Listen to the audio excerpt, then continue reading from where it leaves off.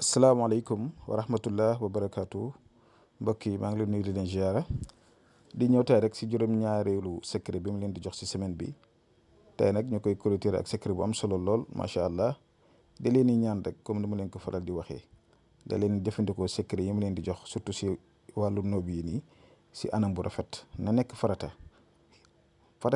mooy nga am ak problème ak sa jëkkër wala ak sa jabar wala ki ngay bëgganteel wala ku mu mënti doon nga bëgg juboo am seen diggante. kon loolu jaamu yàlla la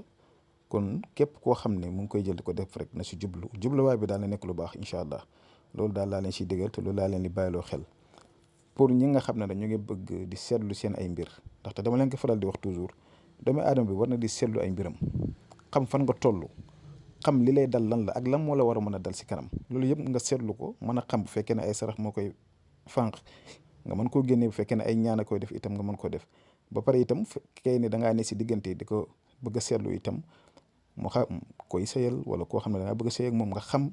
seen diggante dëgg-dëgg lu si ne ak itam lan moo si war a mën a am saafara mën si am si jàmm ak tawfeex ak mbëggeel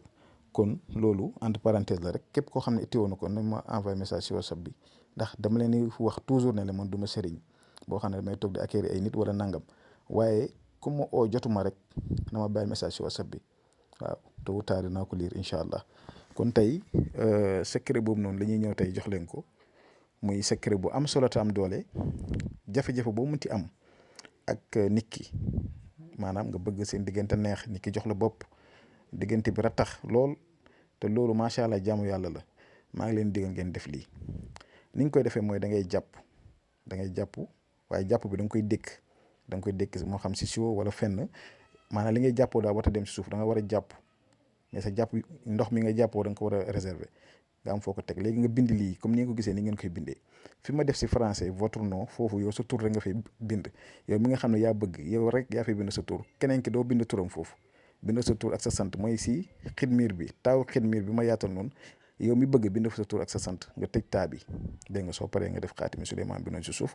léegi nag ndox mi nga jàppoo woon noonu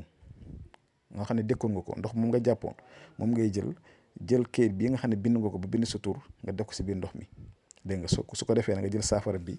def ko si nit ki lu muy lekk maanaam ki nga bëgg noot sa bopp nga bëgg mu bëgg la seen diggante neex macha allah su ko defee moom da nga koy def si lu muy lekk wala si lu muy naan dama bëgg wax ji mu leer si li muy lekk ak si li muy naan nga koy def bu ma kenn wax mënuma kaa jox mu lekk mënuma kaa jox mu naan fekkee ne loolu dafa métti si yow ba mënoo ko def kon nga bàyyi secret bi rek nga xool yeneen yi ma joxe nga def ko waaye secret bi moom. condition yi loolu la condition yi mooy nga def ko si li muy lekk wala nga def ko si li muy naan ndaxte yow sa tur nga fa dugal pour moom man ko tàggat sa bopp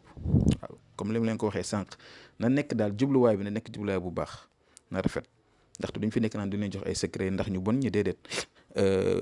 dañ leen di jox mais si biir jox bi tam ñu waxaale leen ba képp ku si def na ko suur noonu li ngay def doo ko gis wala boo defee loolu itam bëggula yàlla da nga ko si fekk wala nga am si loolu métti lool. kon ñi nga yem fii ba subaa jàmm incha allah asalaamaaleykum wa rahmatullah wa barakaatu.